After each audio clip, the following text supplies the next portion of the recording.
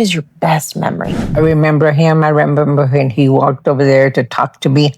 And I knew that time, and we both knew, I guess, that we were meant to be together. And Papa enjoyed all my kids. He really did. He was good to us. I mean, like I said earlier, he was the dad that I always wanted.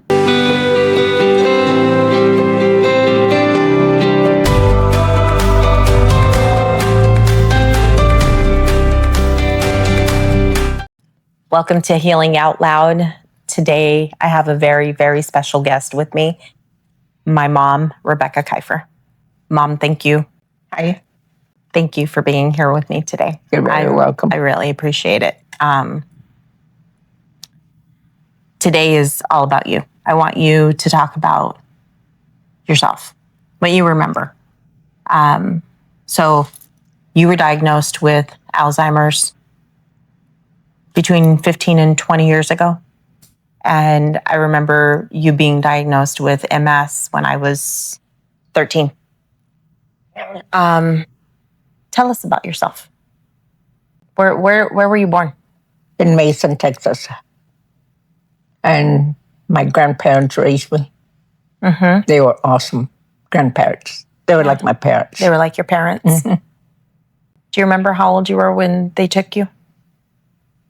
I was little. Were you in school yet? Maybe No. 3, maybe 4? No, because they put me in school. They put you in school? Uh-huh. And it was at the house in San Angelo, at Goodfellow? Where in San Angelo, the house that I used to go to. Yeah. Abuelita Mela's house. No, when they took me in, we lived in Mason. Oh, you lived in Mason? Uh-huh. Okay. There was a creek that ran behind our house, a real big creek. And when it rained, it was awful because you could hear the water coming. Mm-hmm. And but we never got attacked by it or anything. But I was told I couldn't go over there and try watching it go by. But other than that, I had a pretty good life with my grandparents. They were so good to me. They took good care of me. Mm-hmm. I don't remember anything about my mother. All I remember is my first stepfather was a mean person. He didn't like me. And that's why they took you, right? Yeah. That Abuelita Mela and Abuelito Polo took you? Yeah, exactly. But they gave you a good life? Yeah, they did. They gave me a very good life. If you don't mind me asking, how many times have you been married? Okay. Julian, Albert, and Papa. 3 times? Uh-huh.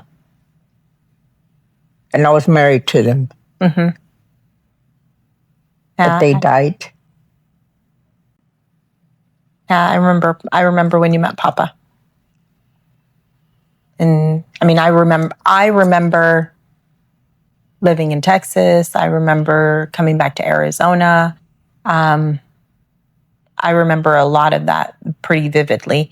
And I remember it was just you.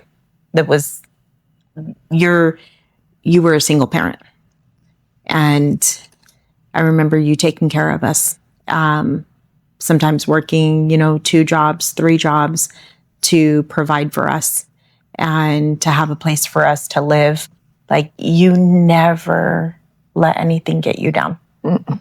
You were such a get up and go. Yes, and a woman of strength. You didn't take crap from anybody. And you just did not,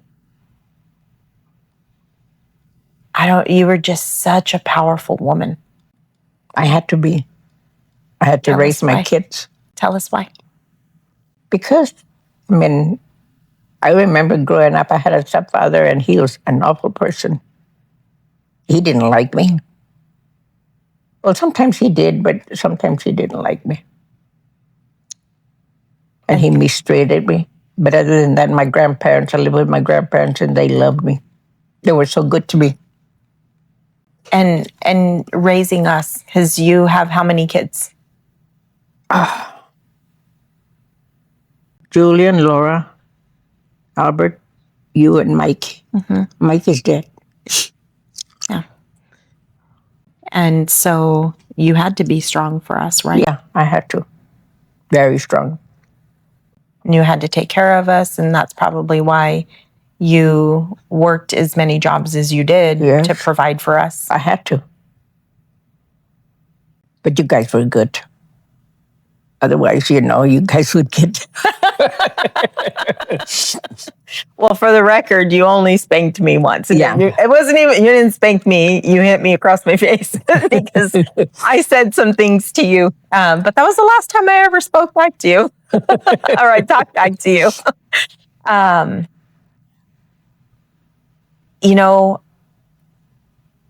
Like looking back at it now, I think that you lived in survival. And when I say you lived in survival, because it was, you just were trying to keep your head above the water. Exactly. And it was, you had to pay rent, you had to do this. And so you raised us to be able to take care of ourselves. You raised us to, we could get up in the morning by ourselves. We could, get ready. We knew how to make ourselves food because we had to. Sometimes you were at work and we had to do it ourselves. So, I remember, I don't remember you moving us because I was born here in Arizona. So you've lived in Texas, you've lived in Arizona, you've lived in California. Anywhere else? Did I miss anything? No. I don't remember you leaving Arizona because I was too little. I remember living in Texas, and I think I was in... That was always part of my life. Mine too. But it taught me, I've grown from a lot that happened to me while we lived in Texas. And I remember you coming into my classroom, and I remember being really upset that you said we were moving back to Arizona, because I didn't know what Arizona was. All I knew was Texas.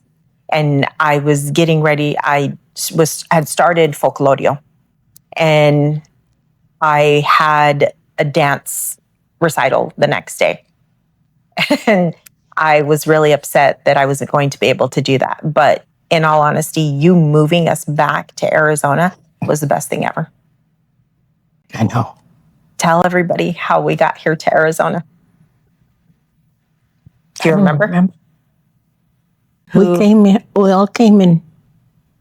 In one car? In one car. Who? I remember you and Tia Bore? I remember Mikey was laying on the back. On the back side, the rear window. You remember that? And we were all cramped in work.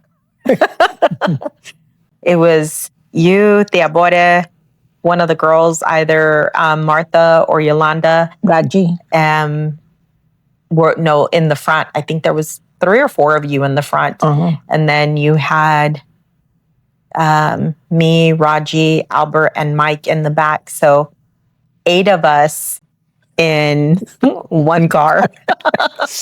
in a vehicle that sits maybe 5, maybe 6 if you're pushing it.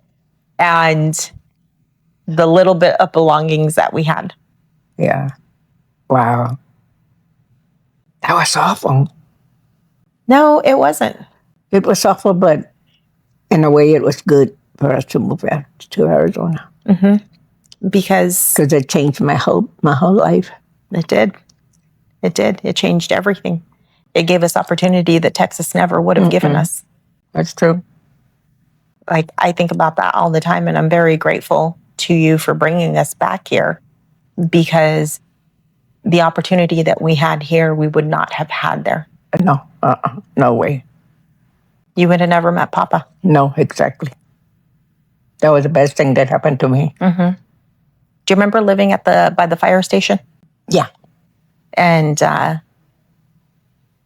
Tell me a little bit about the fire station, or when we lived on 32nd Avenue in Thomas. Was it 32nd Avenue 32nd and McDowell? McDowell. Yeah, we lived there. I remember we moved there. I had this car, and then we got there and it broke, and I never fixed it. No, you did fix it. I did. I don't remember. It was the beige Cutlass Supreme. Yeah. Yeah. And that's all I remember, though. Do you remember when we didn't have any furniture Yeah. and we would sleep on the floor?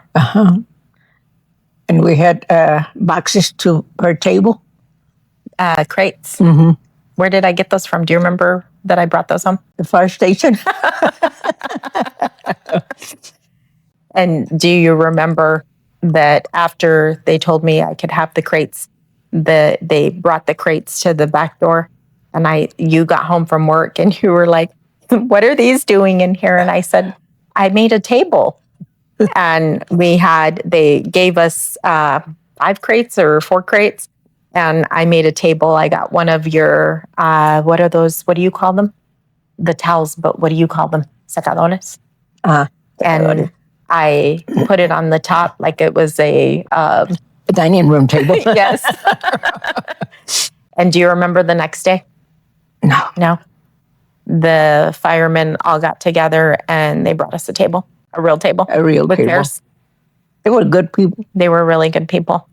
And they asked us what else. They asked you, and you were so proud, and you said, "No, it's okay. I'm getting ready to buy some furniture." And they were like, "No, what else do you need? What else do you need?" And I said, "We all sleep together in one full-size bed." And so they were giving us a bunch of stuff. Like, I think that was probably one of the biggest struggles that we had. But we were so close. Yeah. When we came back, not all 5 of us came back with you. It was just Albert, me, and Mike. Bipa was in the military, and he was going through his own personal struggles in Texas. Laura was married, and she was living in Texas, and so it was just the 4 of us. And we had nothing, but we had everything. Yeah, that's true. We did. We had everything because we had each other. And we were happy. We were very happy when we came back. And we had 3 meals a day.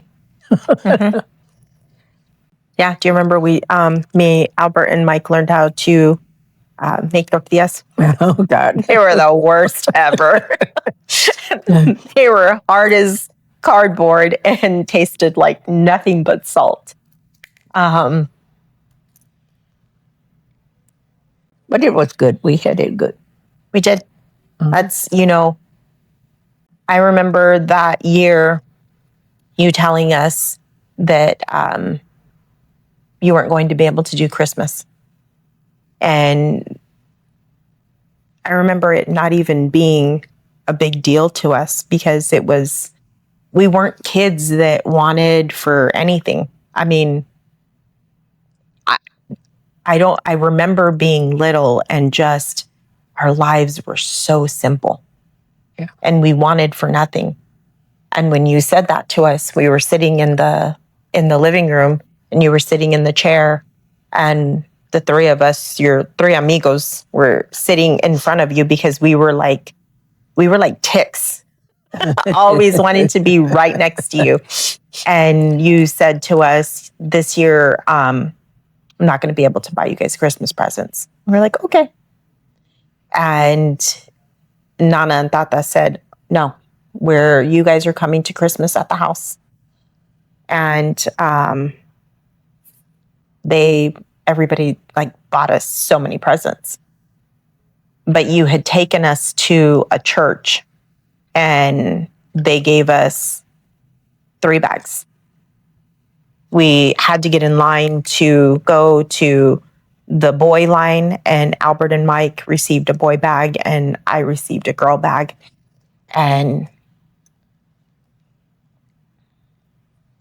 I just remember being so grateful. And it's like today, kids wouldn't even understand that. Kids would be so upset that they weren't able to open all these presents because that's how life is now. But we just wanted to always be so close to you. That's true. And we did everything together. Everything. How did we go when we first got here before you got the car? How did we go grocery shopping? What do you call it? How did we get to the grocery store, to Smitty's? In that thing? The bus? Do you remember that? No. We would walk to McDowell and we would get the bus on McDowell and 32nd Avenue. And it would take us to 43rd Avenue and McDowell to Smitty's. Yeah, that's true. Do you remember?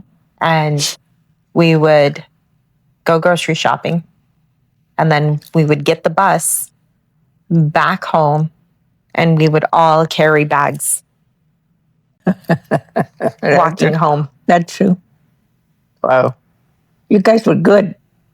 Like, you guys knew exactly what you guys had to do. But you taught us, and I think that's probably one of the reasons that we were so close growing up, because that's what you instilled in us.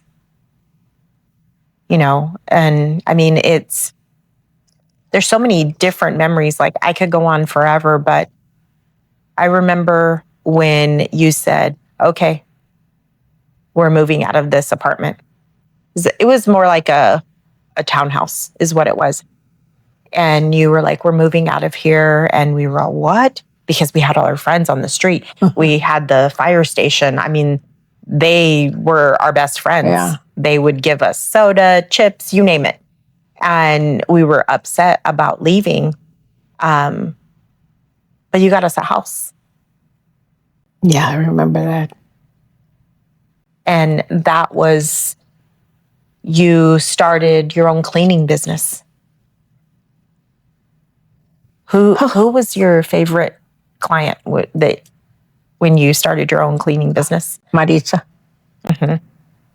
And you took care of her parents, remember? Yeah, I did. What were their names?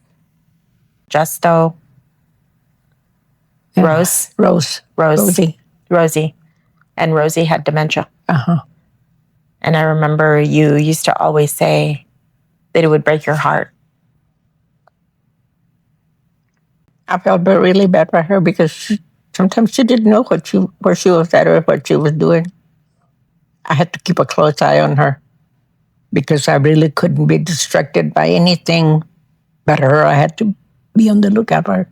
She would open the door and go outside. Sometimes she wouldn't even be dressed. But they were very good people. Very good people, yeah. They were very good people. So going back to Rosie, you said she would go outside, leave her house. Why are all the notes around your house that say, Mom, don't go outside into the backyard, don't get in the pool? Yeah, so I don't remember, if I forget it. Mom, don't leave out of the front door. Yeah. Mom, don't turn the stove on. Reminding me. Because why? I could get in trouble. How do you feel? Like, we don't know how you feel on the inside. How do you feel? I'm happy that I have you guys. And I think I did a good job raising you guys because you guys know how to look out for me all the times. What do you feel like in here? Happy. I mean, sometimes I feel confused. But other than that, I feel happy that I have you guys. And you guys have never forgotten me. You all guys have always been there to help me out. So that really makes me happy.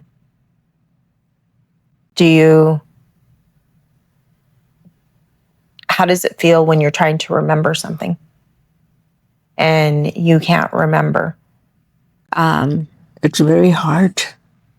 Is that where I get depressed because I can't remember certain things. And I always try to remember my grandma and my grandpa because they were the best thing that ever happened to me. when you can't remember, what do you do? I pray You pray. because that's the only thing that helps me when I get like that. I know, like for me, when I like to take you back to the things that you remember. I like to put Little Joe on, Vicente Oh, my favorite Fernandez, music. all your music. Because when I was little, you were the life of the party. And you would just dance. And you always had a smile on your face. And so I like to talk to you about things that you remember, about people that you remember. Because you have a huge family. Yeah, I do. A huge family. And when you and Papa met, that changed everything in our lives. Because when you started your cleaning business, that took us to a whole different level of, we had food. I mean, not that we didn't have food, but there were many nights that you would always say, I remember when we were little, oh, I'm not hungry. And I think about it now, and it wasn't that you weren't hungry. It was that there wasn't enough food. And you made sure that the three of us ate. Yeah. You never asked anyone for help. Why? Because I don't know. I didn't want anybody to know how bad it was for us. But we still I don't know. I just had this realization when I said we didn't have anything, but we had everything. We had each other. We had each other. And I think it was 1986, 87. It was 1985, 83, somewhere around there, 83 to 85. You got really sick. And the doctors couldn't figure out what was wrong with you. And finally, they ended up diagnosing you with MS. And that was really bad. Yeah. And then they had to start they finally eventually put you on injections. And you were on those injections for decades. They actually just took you off 2 years ago, year and a half ago maybe. And now you're doing the infusions. But that really helped you. Mm-hmm. And I think in 85, 86, you met Papa. Yeah. Tell us about how you met him. He was my boss. He was the purchasing manager. He wasn't your boss. Uh-huh. Well, to me, he was my boss because he was just an awesome person. Mm-hmm. He would come in there in the factory and he would always walk to me and everybody would be like, well, because you were the manager in the back of the people that at the plant. Yeah. He was the purchasing director. Yeah. And you were managing the back end of the mattress company. Yeah. I remember you coming home one day and you were like, oh, this man at work wants to take me to dinner. And I was like, why don't you go? And I'm like, is he a good person? Because you brought some not good people into our lives when we were little in Texas. And then finally, I don't know who you talked to, but you were like, you know what? I'm going to give him a chance. Tell us about him. I don't remember who it was. No, tell us about Papa. Oh, he was a very good person. I mean, I couldn't believe it. I thought I was dreaming. Tell us about, do you remember your first date with him? Yes. He took me out to eat. Mm-hmm. And take you to the movies. we went driving around. Uh-huh. You guys went dancing? Yeah. He learned salsa dancing because yes, he wanted to take you dancing. No. He got really good at it, though. And then your second date. Mike. Who was at the door crying the first on your first date, remember? Mikey. He was crying because you were leaving him. Little brat. And he thought you were leaving him forever. Because I never was separated from him. I was always there for him. The back pocket of all of your jeans sagged because he walked around with his hand holding your back pocket. Mm-hmm. And he would never leave your side. I think we were all like that. Where is he? He died, brother. He died. Mm-hmm. Oh, Lord. Tell us about Papa. Papa was an awesome person. He changed my life. Well, he changed all of our lives because we always lived in a rental. And he bought me a house with a swimming pool. Mm-hmm. A new car. And a new car. Everything was new. I never had anything new. We even had a new bed, new chiffonier, and you would go in there and comb your hair in the mirror. My big old bouffant. Yeah. He was just such a good man. Yeah, he was. He was a very good person. He had no idea taking you to the movies was going to bring, because he knew how many kids you had, but you had 5 kids. And he even took Pippa and Gloria. And I think that, dealing with that piece of it also, because it's been a struggle for him all his life. Yeah. And on drugs, not on drugs, in prison, out of prison, back on drugs, back in prison. Like, it was just a nonstop driving you to Yuma, driving you to Kingman so that you could visit with him, putting money on his books. And he never left. And he never left.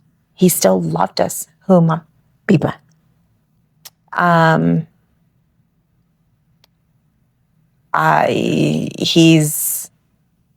He was living on the street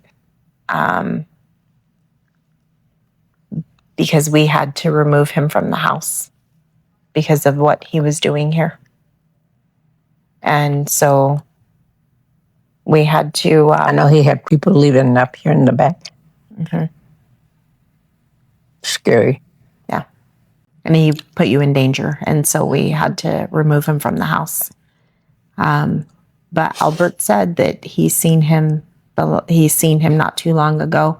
And it looks like he's trying to get his life straight. Like he's trying to clean himself up and get sober. So that would be nice, because we've all been praying for him. Yeah. Well, I hope he's all right wherever he is. He's a good person. But the drugs just kind of ruined him. Yeah. Yeah. He didn't even have time for his daughter. Who knows how many other kids he has. Hi, Mom. Well, I mean, it's okay. What's your best memory? Your best memory that if you can go back, I know you don't have a lot of memories, but if you can go back or I can trigger something, what is your best memory? Papa. Mm-hmm. He was my best memory because I remember him. I remember when he walked over there to talk to me. And I knew that time, and we both knew, I guess, that we were meant to be together. Mm-hmm. And then he took me out to lunch. And everybody's going, oh. Chismosas. Do you remember, because here it was, your house was always the house that holidays happen at. Mm-hmm. Thanksgiving, Christmas. Everything, birthdays. And do you remember how Papa would just go crazy in decorating? And you guys would, Halloween, right after Halloween, the tree would go up, the lights would go up on the house, the entire inside of the house was decorated, and we did tamales every single year. Yeah. And Papa would come and turn all the music on, and he would just set, little Joe. yes, and set the tone for everything while we're sitting there making 30 dozen of tamales. Do you remember that? Yeah. And then do you remember having all your family here in the house, or any house? Because you guys, we lived in Paradise Valley too. We lived in Phoenix on 46th Avenue in Thomas. Do you remember just stepping back and looking at your kids, their kids, and how big your family got, and just enjoying the moment of having everybody together? Yeah. And Papa enjoyed all my kids. He really did. Mm-hmm. He was good to us. I mean, like I said earlier, he was the dad that I always wanted. Mm-hmm. I would talk to him about politics, about football, any type of sports. He's the reason that I make a killer steak on the grill. You know, he wasn't a stepdad. He was the only dad I had. Yeah. And he taught me so much. He was a very good person. He taught me how to cook all his dishes. That's why I can cook. I cannot make his eggs or his potatoes. But I mean, Papa was a pillar, you and Papa, a pillar to our family. Yeah. Bought me this house. Yep, he bought you this Got house. me this pool. He set you up. And that was, I remember when you guys called me over here to sign the paperwork of all of your wishes that you guys had done with the attorney. And I mean, down to who I'm to call when one of you passes away, because you're donating your bodies to science. You're never to be put in a home. This is your final resting place. Like, I remember you guys having me sign this paperwork when we were sitting at the kitchen table, and I was upset with you guys, and I was like, I'm not signing this. Like, I didn't agree to any of this. And Papa said, you know, you need to. These are our wishes. We put this together, and just didn't even realize that 2 months later he wasn't going to be here. Mm-hmm.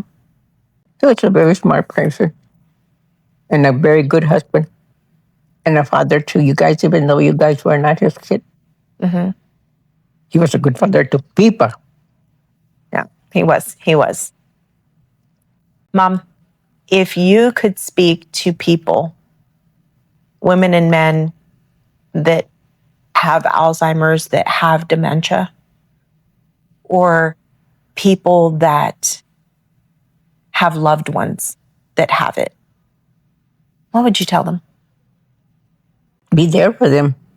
Mm-hmm. That's all. You need to be there for them because, I mean, You guys have always been there for me, no matter what. Mm-hmm. And I have been through some dark places sometimes, but you guys always are there, holding my hand. So that's very important. What about being patient? Because sometimes you don't remember something, and so you end up asking again. What should people that have a loved one? They do have to be patient. Mm-hmm. Because I know keep asking you guys about certain things, and because I don't remember, and you guys are always there for me. I wish I had a little recorder and me so I could remember something. Well, I know that you don't always remember, but we do.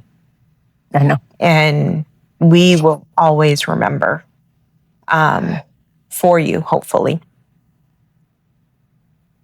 And anytime that you ask a question, even if you ask it 4 or 5 times, I think one of the funnest things is sometimes we'll go like, and we start laughing and you'll go, did I ask that 5 times already? But it's like, this can't be sad. Like, we have to still have fun. Mm-hmm. We still have to enjoy life, because even though we are struggling through the pain and the illness that you have, because with Alzheimer's, with dementia, the families lose you before they lose you. Mm-hmm. The person, the parent, the loved one, whoever it is, the mom, the dad, they're no longer the same person. They try to be, but they're no longer the same person. But physically, you're still here. Uh-huh. Like, physically, you are still here. And if I need to come and talk to you, I can still come and talk to you. I mean, you don't give me the advice you used to give me, but you listen. Yeah. And so you're still here. And we need to understand that. I think that people need to understand that, yes, we are losing you. We're losing this, but this is still here. Mm-hmm. That's true. And people shouldn't be afraid to talk about this stuff. I think if they love you even more and they act like, don't act like you're not here. Don't just let you get sucked up into the television.